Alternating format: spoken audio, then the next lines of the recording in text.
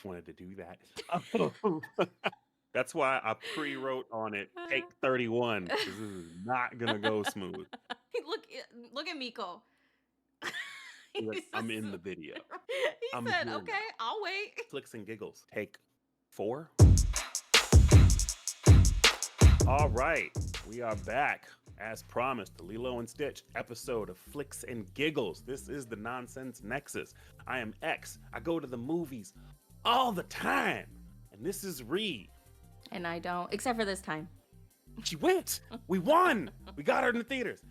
We're gonna talk about the Lilo and Stitch remake, and he got a little bit get into the highs and lows, the pros and the cons, the sweets and the sours, and the Miga and the Nala and the Quista of it all.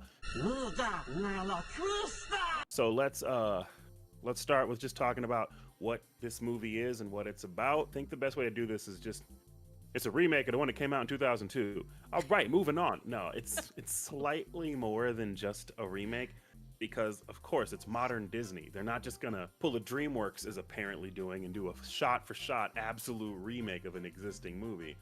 They did do some of that, which is good because I think the original Lilo and Stitch is Perfection. a very, very tightly wrapped ship. There was really no need to change anything at all. It's solid. What it's about, if you are one of the unfortunate people that has never known the joy of watching Lilo and Stitch, it is a story of misfit outcasts with broken or non-existent families forming a family that is chosen and woven together by fate and destiny and all this formerly existing Disney magic that doesn't exist anymore at all. And it's very endearing and very charming and very heartwarming. And there's also lasers and space fighting, sci-fi spaceships battles, and hyperspace warps and violence. But really, it's that heartwarming tale of Misfit A gets together with Misfit B. They complete each other and have to kind of do a little damage on their existing broken lives to pave the way for the new one that's a very happy ongoing existence past that. So what happens, particularly what happens for the remake? What's going on in the story here? Mostly it's the same thing. um Literally, trying not to spoil, it opens almost identical. Like the first 10 minutes of the movie are Very. almost identical. There's something missing. A large, very, very large orca inspired anthropomorphic killer whale alien dude is missing. How And my man Captain Gantu not make the cut? Like, I don't know. I was actually very upset about that. I thought they were like setting him up to be a big reveal later. Like, oh, I mean, by big, I mean dude is like, kaiju sized. So I was like, okay, this might be somebody who pops in later. Miko's like, when y'all gonna review Pocahontas, huh? I'm trying to get in on this. But yeah, I mean, so he wasn't there, but almost everything else. It was quicker, I would say. They It did was get to the point quicker on that, very yeah. rushed, I think. I don't want to say anything because it is like a spoiler, but I was kind of upset that the big old shark head dude or whatever he was He wasn't wasn't in there. it. I couldn't tell if he was like a shark or a killer whale. Yeah, he wasn't there, and you're right. They cut out parts from like the very beginning of the movie to the part where he gets to Earth. They chopped that up. Like, this doesn't need to be here. And I was like, what are they making room for? Like, they're obviously That's what trimming I the was runtime. Like, thinking. ooh, what are they putting in the middle? Like, ooh, what are they building? And other than that, there are a couple elements in this movie that, like, as far as things that happen that were not in the first one, I would say the concept of a villain changes in this one a little bit. Yes. And I would say Nani has more to do, kind of. Yeah. I We there's more Nani in this. That's the best way to word it. Yeah, there's more Nani going on, and we invented a character who lives across the street, so there's a little more community, kind of. But ultimately, it does the exact same thing that the original movie does. That's really what goes down. It follows it. It takes a little different path for a hot minute, and then winds up at the same destination. So, how was it? Is the big question, especially since it's living in the shadow of a movie that came out 23 years ago and a beloved movie. also came out on a weekend opposite a new Tom Cruise movie. That's crazy that this is apparently Lilo and Stitch's destiny is to battle Tom Cruise. Interestingly, complete sidebar.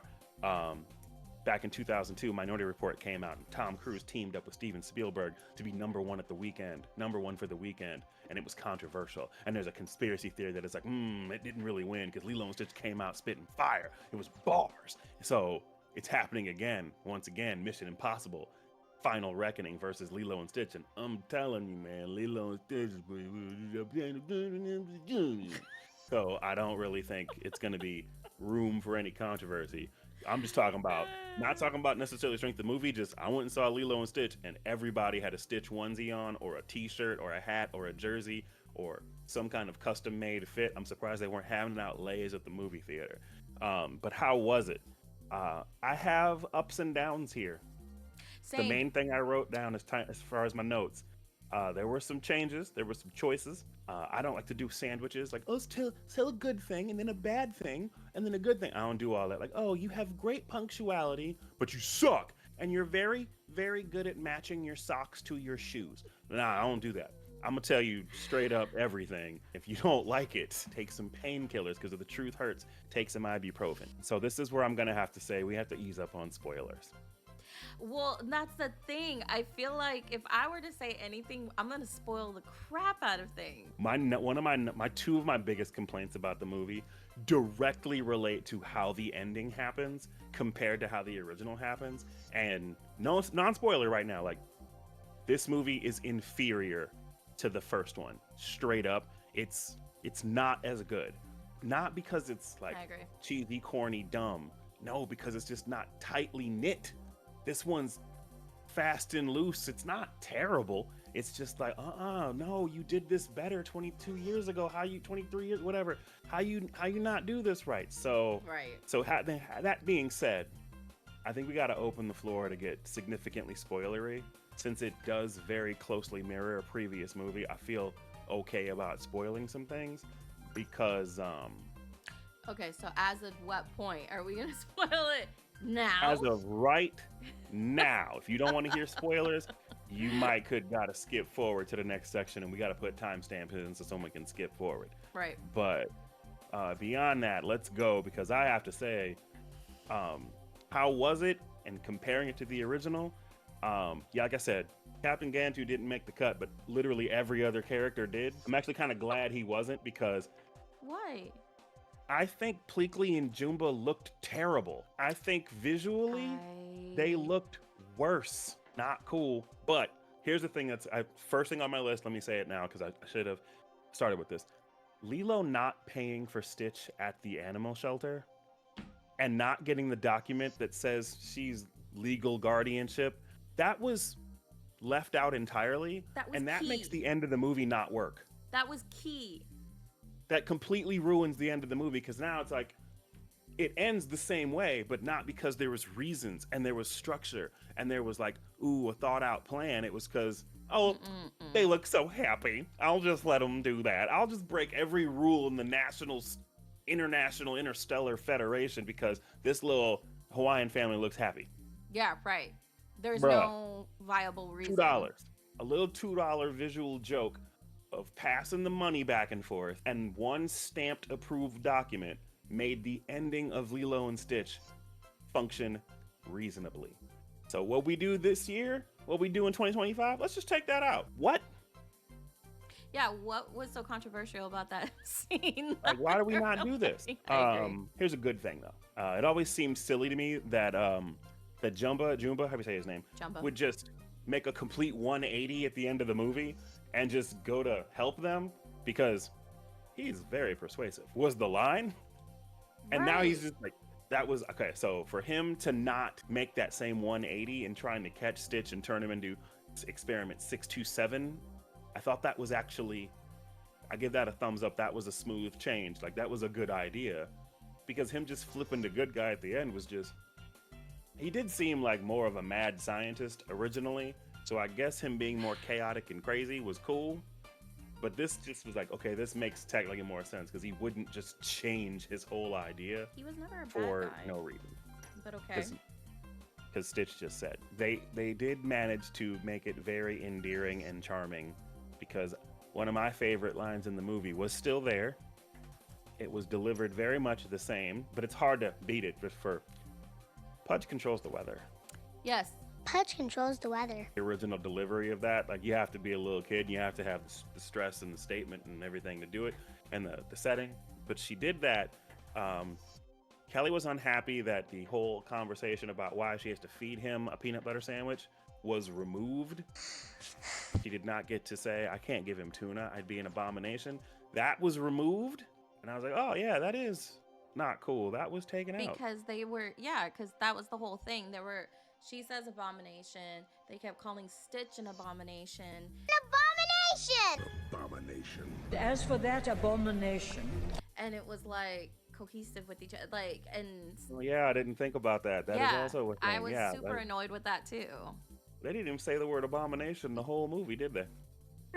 So it's like, again, they were taking little pieces out. I expect that in a remake, but what for? So we can learn that Nani was going to be a marine biologist and underwater rescue training. Is that what she was in them pictures doing?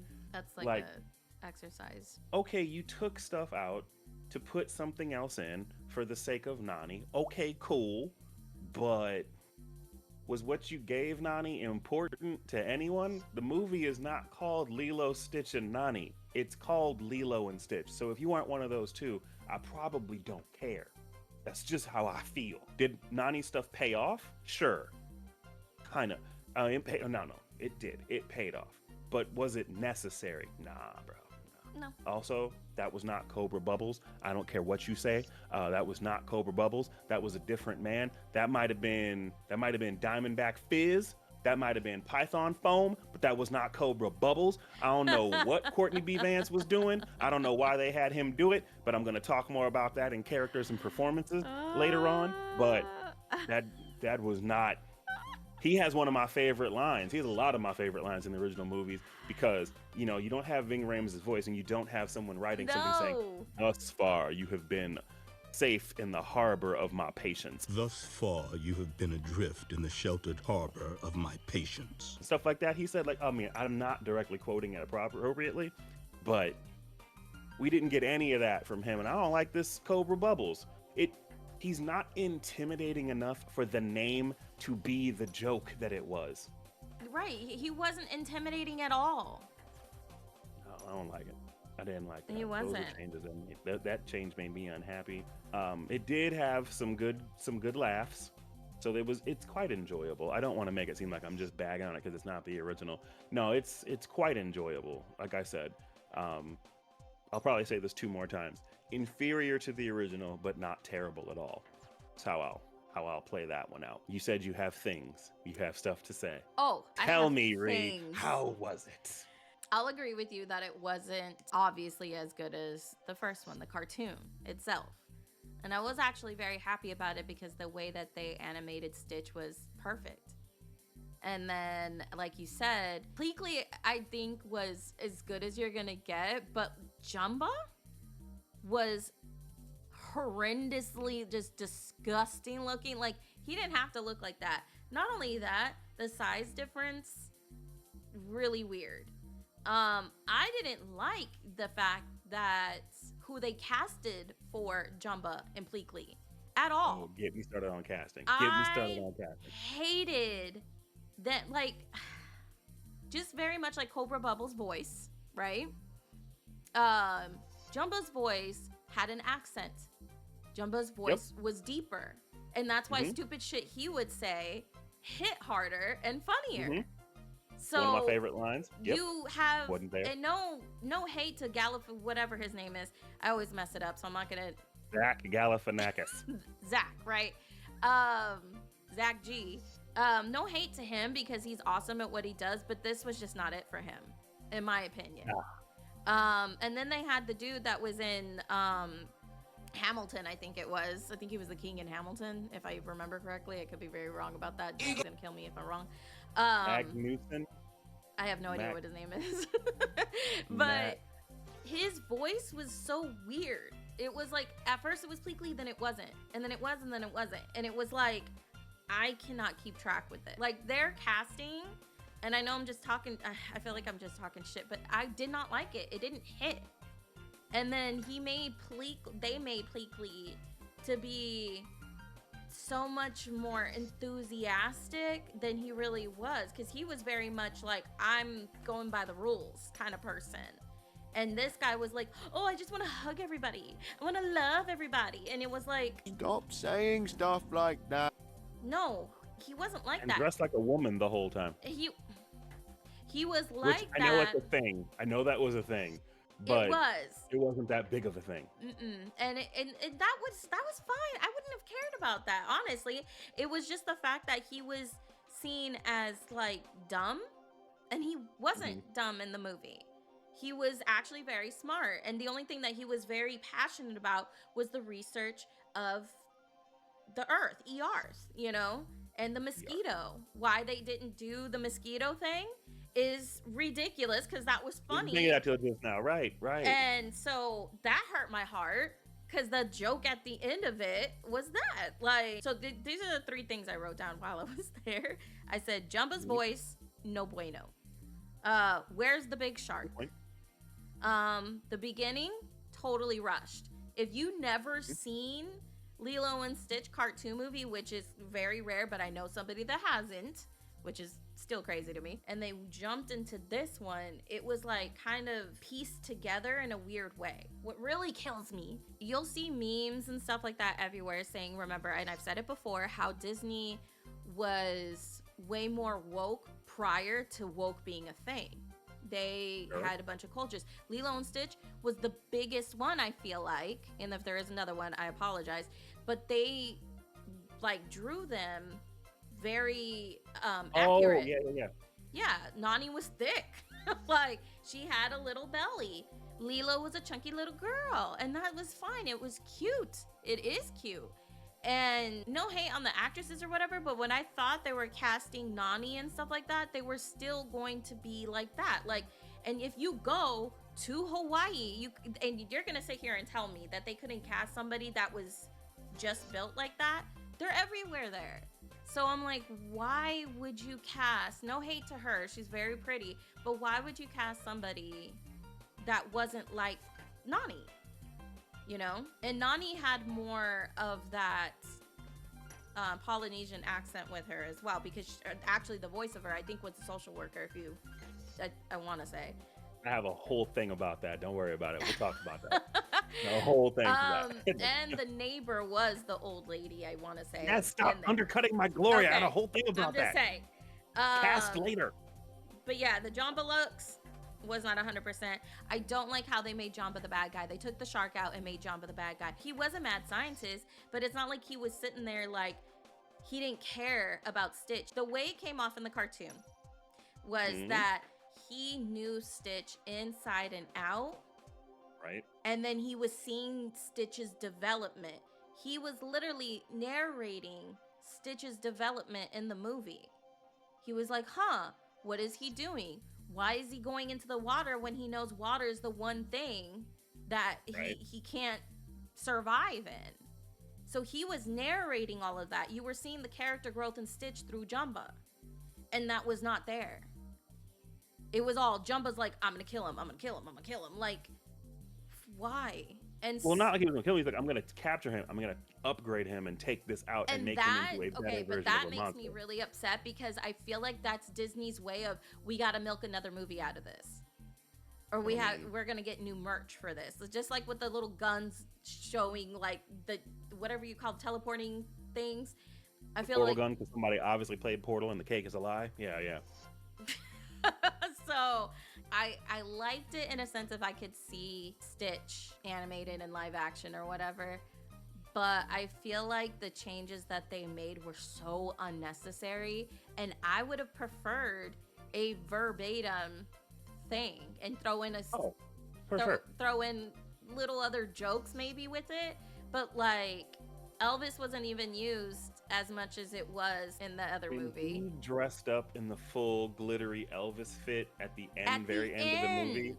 And it was like, oh, we literally just animated this in case somebody was a big fan of that visual. And I was like, that was no point There's at all. so many staples in the movie that they just ripped out. Yeah, that's just my thing. I know I felt like I was just shitting all over it, but But I mean, you gotta be critical where things be critical, and that's how you feel. That's how you feel. I want to just jump right into the technical stuff and the cast and stuff. Okay. Since we've poked it twice. Yes. Let's just jump in. Since I was talking about a technical thing earlier with how Jumba and Pleakley looked, and then you said the same thing. Jumba doesn't look right. It's hard to do 4 independently moving eyes on a character that size and it not be creepy and off-putting. So I don't know why make this live action. I really don't. I agree with you 100%. I don't think Zach Galifianakis is the right person to play the character without that bass in his voice. Right. And it was just, how you be that big and you ain't got no bass? This dude's throat is the width of a trash can. How his voice not down here, bro? He gotta have more bass. Put a bass up on his voice. It's not cool. I didn't like it. It's hard to beat for how Pleakley's character was. What's his name? Kevin MacDonald, the Kids in the Hall dude. He did that every job he had. I think that was his character. Does that too well. So it's like unfortunate that you tried to try and take that role from him. I thought when they said, "Ooh, we'll have holograms so we can look like normal humans and blend in better," I was like, "Oh, could you at least be ugly so Jumba can still say my favorite line in the movie? Your head looks swollen. Actually, she's just ugly."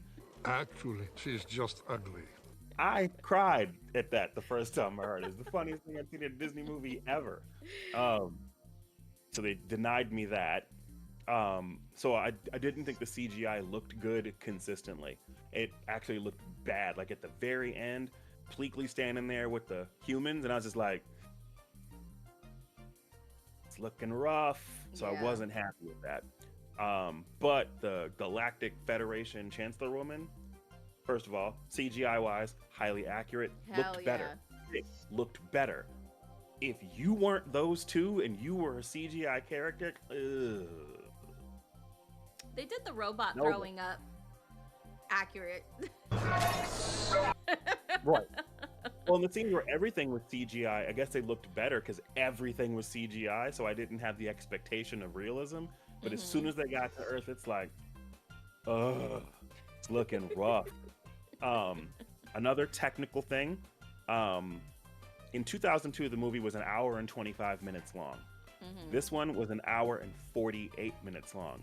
That means you could have literally done 100% of every single shot, frame, and scene in the original movie and still had 23 extra minutes of movie. Yep. To do whatever. Everything they did. So why did they cut? What was taken to... Why'd you have to take to make room for stuff that wasn't really that moving? Like the Nani thing didn't really blow my mind. But cast. This was like my most... the thing I found most amusing to kind of take notes on. Okay, so Tia Carrera, originally the voice of Nani. She's now Mrs. Kekoa. I don't know where to put the accent on Hawaiian names. I'm sorry. The social worker. Jason Scott Lee was originally the voice of David.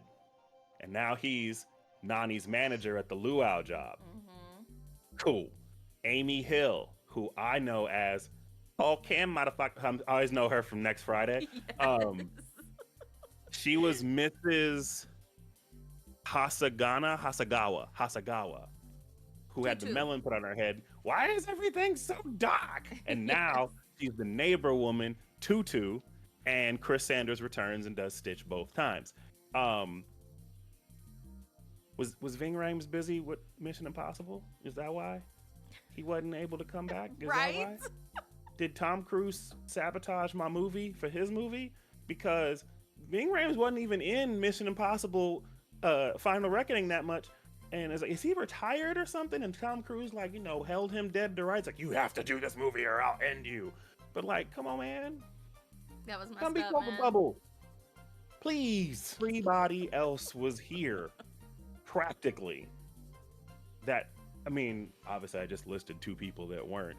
The guy, I don't know his name, I'm sorry, who voiced Lord, I can't talk. Who voiced Jumba the first go around, not back, and Kevin MacDonald was not around to be Pleakley again. And I thought the Chancellor woman was the same person. Oh, but she's the reason I can say this. I think Ving Rhames is retired because the woman who played the Federation leader, Chancellor, Majesty woman, she played an admiral of a ship in Mission Impossible: Final Reckoning. She was in both movies, so that means Ah. Ving Rhames could have done both movies. Scrap this movie, pull it, do it again, Disney, do it all again. Um, They really did mess up on that. I'm really happy they brought back so much of the cast in some way or another because I knew there was no Yes. way this movie was getting done without Tia Carrere being in it. I just didn't think it was going to slippity slide 2 or 3 other people in new roles or existing roles and then just switch it up because obviously, Jason Scott Lee is way too old to be David. Right? That would be a whole I mean, different that's cool. I don't think anyone did a bad job. I just think, like in Courtney B. Vance's case, you had no business making that character Cobra Bubbles. Like, that dude's name could have been, like I said, his name could have been Freddy, and he's just Freddy from Chicago, who is now a CIA agent moving out here for some alien stuff in Hawaii. That would have been fine. Just, it doesn't make sense for you to be named Cobra Bubbles and not be this big, imposing, dangerous intimidation factory of a man. It's not funny. It's Well, just stupid. From what I also remember, though, his name really wasn't Cobra Bubbles. It I guess. was like his last name. It started with a R, I think. I cannot remember what it was. But that's what he told the alien, the galactic whatever she No, was. they remember him from Roswell. That's like he Yeah. remembers them from the last time aliens came here, which was also a little cool thing about him that he's known about aliens the whole time and has met Right. that one, and he had hair back then. That was Right. cute, but so I was like, why'd they take those little things out? And they had 23 more minutes to work. When you have more time, why are you taking things out? But performance-wise, what's the little girl's name? I'm terrible at pronouncing her name. It's Maya or Maya, something I can't say right. I think Lilo was a very, very good role for any little girl to really jumpstart her career off of because Lilo is such a regular little girl. Yes. Like, it's not even hard. So she did her job. Like, she carried stuff. I was like, oh, no problem. Is she the best actress in the world was at that age that I can think of? Nah, I ain't saying all that. I'm just saying, like, she did what she had to do. She checked all the boxes. Nani skewed young. Like, I got the sense that before Nani might have been 20 something. Right. This Nani seemed like she was 18, 19. Yes. And like, and that's not terrible. It works for what they were trying to do. And maybe that's why they were able to say, oh, we'll go with a much more thinner. Her ankles were not thick, a non-thick ankle Nani. Like, that's cool. Because she's 18, 19 years old now. All right, fine. She's way over her head for taking care of a kid. Sure, it checks out, it adds up. Did we need her going to college and No. making that part of the story? No, it was not necessary because her name is not Lilo. I would be more interested in what Lilo's academic career was looking like because her name is in the title. But, there's that. That was like, yeah, that's why I didn't understand. I was like, are they trying to not, I guess, glorify sister taking care of his sister? Like, what was it about the storyline that they were like, nah, we can't have this? I feel like in the cartoon version, you can tell like Nani loves her and Nani accepts her for who she is. And because I feel like the younger version that they did now, it was like she hated Lilo. Like, I didn't see a sense of her caring until somebody was like, we're gonna take her away. Like, but anywhere in between, like when she gets fired from the luau place, Lilo was like, did they fire you or whatever she said, and she was like, no, he wanted me to join his Legion of the Undead. And she's like, I knew it. Like, and that wasn't there. So like Nani was lying to her to make her feel good, whereas this one was like, no, everything's your fault. I think what they changed was for a reason. What Critical Drinker calls the message was why Nani had to be like the most brilliant kid in her class, get a full ride scholarship to some marine biology program somewhere, yada yada. Like, I don't hate that stuff. It's just it had no reason to be there. So it's like you shoved it in for social political reasons, which I watched Lilo and Stitch to get away from. I kind of like buried my lead when I said this was inferior, but it wasn't terrible. I know it's made it sound like it's terrible, but it wasn't dreadful, icky, bad. It was okay. Like, I really feel this wasn't awful. It's enjoyable. It has enough elements from the previous one to kind of get me to keep watching it. I don't know if I'm gonna buy it on Blu-ray or nothing like that. I'll probably just remember it looking good. I don't have Disney Plus no more, so they can suck it, Disney Plus, but I'm not getting it for this movie. But it's like a cupcake, except it's like your grandma's recipe for a cupcake. When grandma made it, it's amazing and it has all kinds of magic and wonderful to it, and then you just took the recipe and changed it, but you ain't got it like grandma, so yours tastes like it's close to grandma's. I see what you were trying to do, but you don't bake like grandma does, so why don't you just not and let her do it? That's how my conclusion. I feel like just it being a Stitch movie in general makes it a good time. Sure. I feel like, I think the only thing that's holding it together for me is the fact that it's just Stitch, and the fact that prior to this I had seen on Instagram like one of the press junkets with the little girl that played Lilo, and she's just adorable. She's cute. Mm-hmm. She's just God. I hope the industry doesn't hurt her. Like, that's what It'll ruin her. She's a child star. She's doomed. God. But yeah, sunburnt, no, I mean, sunburnt tank top tan guy. Oh yeah. He had mint chocolate chip ice cream in the cartoon. He had snow cones now. I prefer snow cone to mint chocolate chip ice cream. I think that was a step up. Shaved ice, my bad. Shaved ice. Shaved ice. That was a step up to mint chocolate chip ice cream in my opinion. So I like that, but yeah, that's probably one thing I never he understood. wasn't. Why do we have mint chocolate chip in Hawaii? He wasn't sunburnt. No, he wasn't. Tank top, tan lines. Yeah, he was just a dude who just unfortunately saw a portal open up and was just like. Which, you know, honestly, I'm not too upset about that switch, really. But she also didn't showcase the pictures of all the unusual things. Of all those people like that she was taking, like, they're beautiful. Yes. Like they took and that, that's like, the thing, Disney just has this weird knack for ruining shit that they already did right. Like, her thing was like, she's odd, she's unusual, she's different, and we celebrate that. And like, again, if you watch this movie before the other one, you wouldn't really put those two things together. All you would think is like, here's a hyperactive 6-year-old who bugs the shit out of her sister, and they both lost their parents, so they're trying to cope. She's wearing bait and tackle as a friendship bracelet, trying to fit in. Right. She's poor. Yeah. Like a poor hyperactive 6-year-old. That's it. And could we still have her please bite, punch, and hit the redhead? No, I know why we took that out. Never mind. Super picky.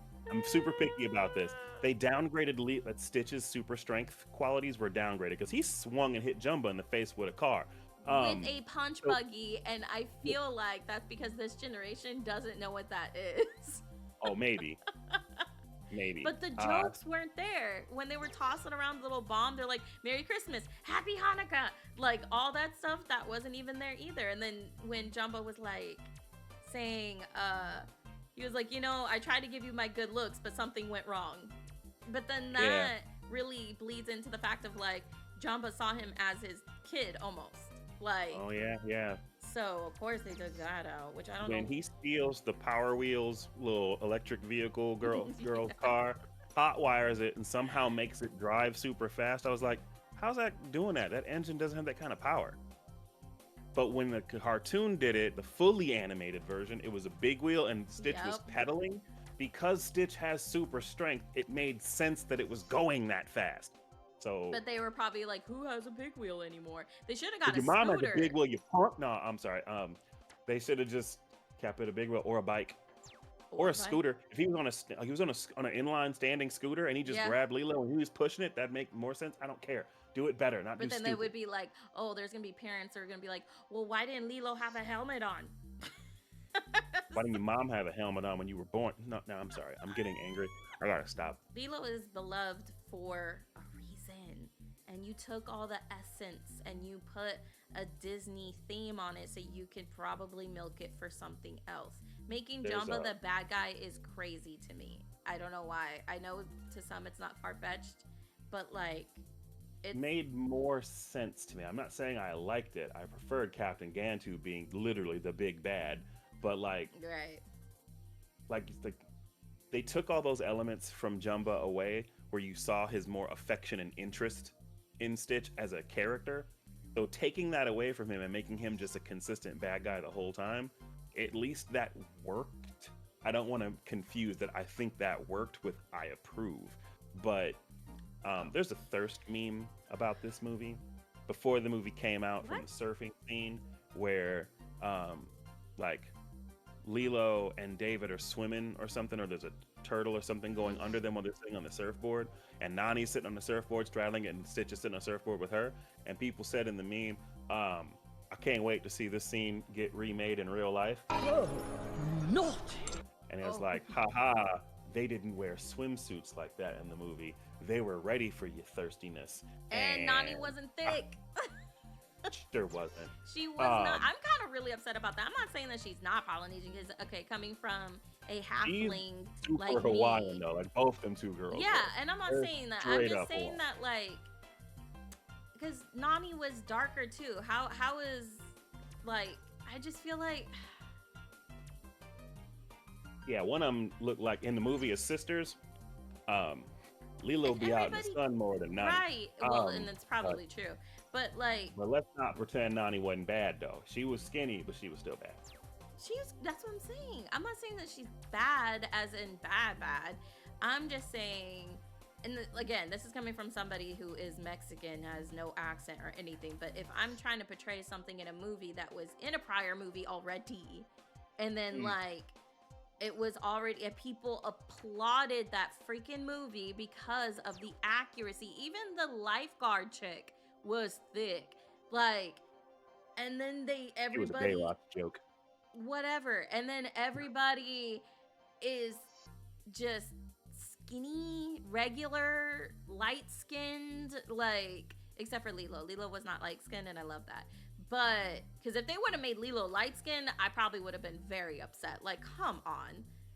Like, no hate on the light skin. I'm light as shit. I'm a ghost right now. Because I don't be going out in the sun anymore. But I don't know. There was so many opportunities.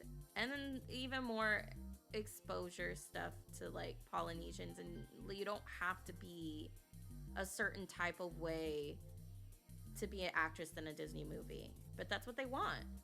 And I hate that. But I guess it is what it is. Yeah, they downplayed Stitch's super strength qualities. I didn't like that. Yeah. I do love that they still had the frog.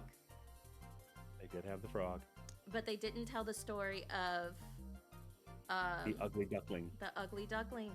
They That took scene the knocked Kelly essence out. of the movie. That scene knocked Kelly out in the original. We watched the original Dude. one, and it's like we watched it 20 years later, and that scene still has her crying. It's like, Same. come I'm so on glad now, you why we said take that the to me when you powerful moment text me. out? When you text me, Kelly was like, done. I was like, thank God. It's like, I didn't realize that was gonna hit. Like, came to me as a surprise. I'm like, oh my God, I forgot how hard this hit. Like, he's like, I'm lost. I was like, oh, me too. As a grown ass woman. Wow. Yeah, I mean, I'm not gonna sit here and pretend it's not relatable, and it's not the first time I've known somebody who heavily related to the plight of Stitch. But why'd they take that out? I don't know. They took the essence. There's took the so heart. many questions about that, and I think, like you're saying, the essence of that movie is why it carried so hard 20 years ago, and they just thought, oh, kids today don't have those problems. Yeah, they do. And it wasn't just like 8-year-olds that had that problem. I knew 18-year-olds who had them problems. Get out of here, bro. Like, so whatever. And that's the Um, thing, like, it would have been so much better because there's so many kids that are so different nowadays. And it would have just spoken to people. Like, you don't have to be this cookie cutter influencer, Kim Kardashian look-alike person. Because we see so many of those. The beige moms. Like, where's the colorfulness anymore? Where's, like, yeah, the bright yellows and blues and purples and stuff like that? In a world of beige everywhere, where's the color? They took the color. mhm, mhm, mhm, mhm. Anyways, this went on forever. When did Nani get a truck? Okay, I'm done. I'm just making stuff. I mean, that's the thing. I'm questioning Nani had that, a but truck. Didn't she have a truck? Nani had a I truck. thought her car was the punch buggy. I thought she had the bug that Lilo punched my man in the face with. Bro, I don't even remember. I don't remember that part. Oh, God. It's cool. We got other stuff to do, kangaroos. So we're gonna need to wrap this up. Thank y'all for tuning in. If this was informative or useful or entertaining, give us a like, a subscribe, all that stuff. Thank you for watching the whole video. You know, minutes count. And we got Read to the theaters. That's the real victory. By myself. Because my Yes. son wasn't with me. Because he abandoned her for his grandmother. How dare you? I'm not playing. I'm playing. That dude is living his best life, and I got nothing mean to say about it. Thank you. Thank you. Thank you. All right. We out.